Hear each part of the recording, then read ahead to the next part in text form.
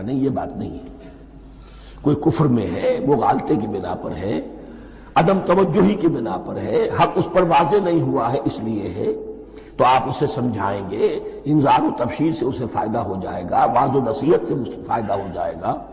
ایک وہ ہے کہ جو حق کو سمجھ کر، پہچان کر اور پھر اڑ گئے، ضد کی وجہ سے، ہٹ دھرمی کی وجہ سے، تعصب کی وجہ سے، تکبر کی وجہ سے، حسد کی وجہ سے۔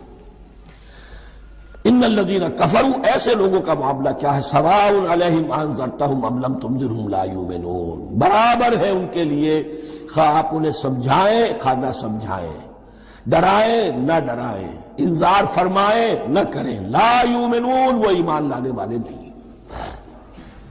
وہی بات جو میں نے کہی تھی کہ سوتے کو جگایا جا سکتا ہے، جاگتے کو کیسے جگائیں۔ ختم اللہ علی قلوبہم وعلی سمعہم وعلی ابصارہم غشاوہ، ان کے دلوں پر اللہ نے مہر کر دی ہے۔ کیوں کر دی ہے؟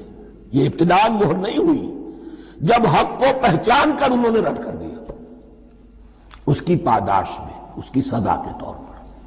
ختم اللہ علی قلوبہم، اللہ نے ان کے دلوں پر مہر کر دی ہے، وعلی سمعہم، اور ان کی سماعت پر بھی، وعلی ابصارہم غشاوہ، اور ان کی آنکھوں کے سامنے پردہ پڑ چکا ہے۔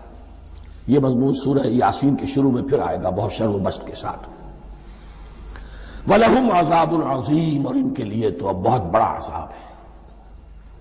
یہ دوسرا گروہ ہو گیا، ایک رکوع میں دو کو سمیٹ لیا گیا، کل ابھی 7 آیتیں ہوئی ہیں۔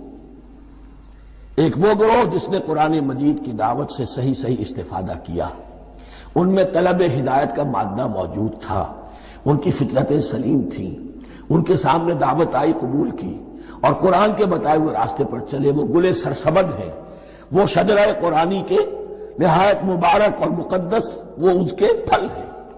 ایک گروہ وہ ہے جس نے حق کو پہچانا لیکن اس کو رد کر دیا اپنے تعصب یا ہٹ درمی کی وجہ سے۔ ان کا ذکر آ گیا بہت اختصار کے ساتھ، اس لیے کہ ان کا ذکر آپ کو بہت تفصیل سے مکی صورتوں میں ملے گا۔ اب آیا تیسرا